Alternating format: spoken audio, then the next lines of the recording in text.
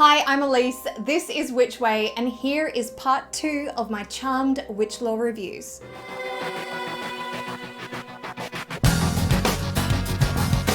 Season 3 and 4 continues from the year 2000 and stars Shannon Doherty as Prue Halliwell, Holly Marie Combs as Piper Halliwell, Alyssa Milano as Phoebe Halliwell, Rose McGowan as Paige Matthews, Brian Krause as Leo Wyatt, Dorian Gregory as Daryl Morris, and Julian McMahon as Cole Turner. The Charmed Ones are now helping out more in police investigations, shacking up with angels and demons, and fighting against the source of all evil. One sister is out and another is in. The newest Charmed one begins learning her craft and references several real-world books, such as The Craft, A Witch's Book of Shadows by Dorothy Morrison, The History of Witchcraft and Demonology by Montague Summers, Witches by Erica Jong, and The Encyclopedia of Witches and Witchcraft by Rosemary Ellen Gooley, from which she recites a passage. Throughout history, witches have been misunderstood, persecuted, and destroyed. The public hanging, drowning, and burning of women suspected of witchcraft is a far more recent chapter of our history than most people realize. This isn't actually a passage from the book, but does reference something the series finally gets right: hanging. The sisters travel back to colonial Virginia, where they are seemingly hanged for witchcraft, not burned at the stake. This is actually how those accused of witchcraft met their untimely end during colonial America. The sisters meet one of their ancestors, Charlotte, who does get burned at the stake in another movie, where she is briefly seen in the film Witch Hunt, and you can check out my Witch Lore review for more of my thoughts on that.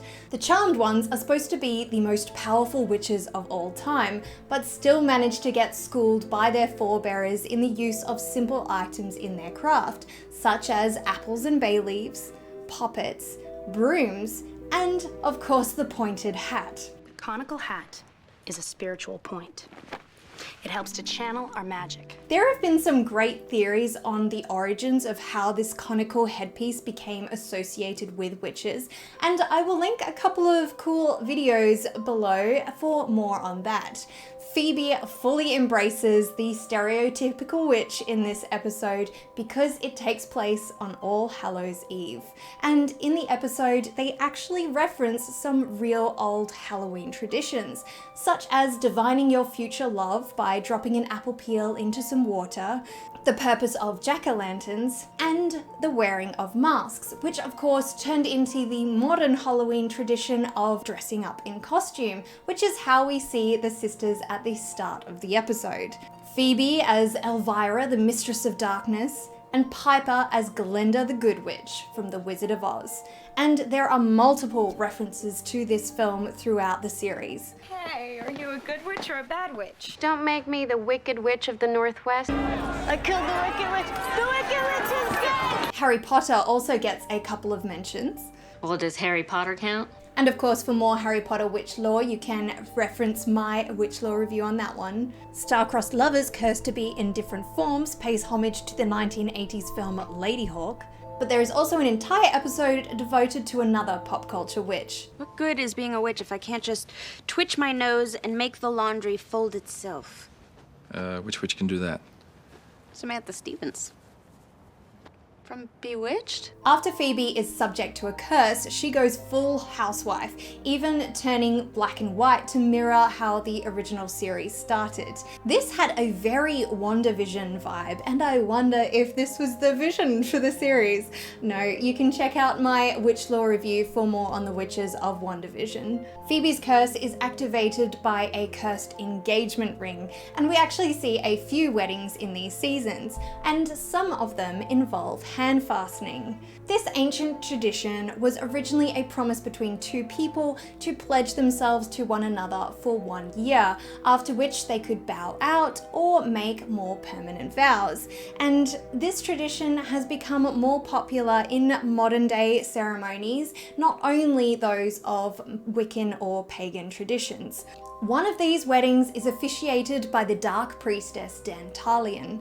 named after one of the 72 demons from the Lesser Key of Solomon, and other evil characters through the series are named after these demons, such as Shax and the warlock Ames.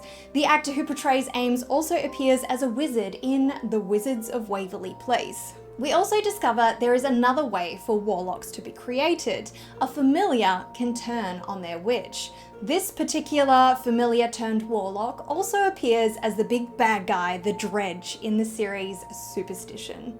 Witches gone bad aren't always warlocks. We see Piper turned into a fury from Greek mythology, and Phoebe goes Banshee, a creature from Celtic folklore that heralds the death of a family member.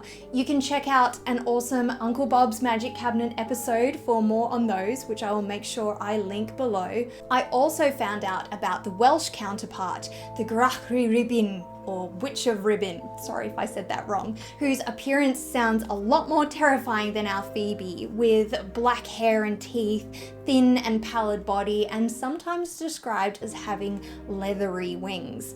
Phoebe also manages to summon her past and future selves, and the actress who portrays her future self also plays a body-stealing witch in an episode of Tales from the Crypt. So many actors who appear on this show later end up being in witchy series or movies later on themselves, such as the Seer, who appears in Eve's Bayou. Phoebe's assistant is later a witch herself in American Horror Story Apocalypse. A wizard and an empath both make an appearance later in Buffy the Vampire Slayer. You can check out more on my Witches of Buffy the Vampire Slayer. The demon Ludlow appears as the hallucinated Merlin in King Knight, and as the Antipope in Chilling Adventures of Sabrina, also a witch lore review on that one. The witch Ruth Cobb also appears in Lords of Salem. And two of our charmed ones appear as witches later on. Rose McGowan in Conan the Barbarian and Once Upon a Time, and Shannon Doherty as the witch in Witch Slayer Gretel. Also see my Witches of Hansel and Gretel for more on those. Charmed Season 3 and 4 score for lore, history, and the craft. The Charmed One's power continues to evolve in the series, with Prue gaining the ability to astral project, Piper can now explode things, Phoebe can levitate, and Paige teleports, or orbs. The show now establishes the binary of the powers that be, aka the elders, and the source, or the leader of the underworld. Season 3 was not great, with weird episodes like the sisters wrestling to save someone's soul, but season 4 gets better, and I think this is where I originally started watching the series back in the day. Keep an eye out for part 3 and 4 of my Charmed Witch Lore reviews, as well as that on the remake. What did you think of this series? Let me know in the comments below, as well as any other recommendations for Witch Lore reviews in the future. If you like what I do, please remember to like, share, and subscribe to my channel, and thank you very much for watching here on Witch Way.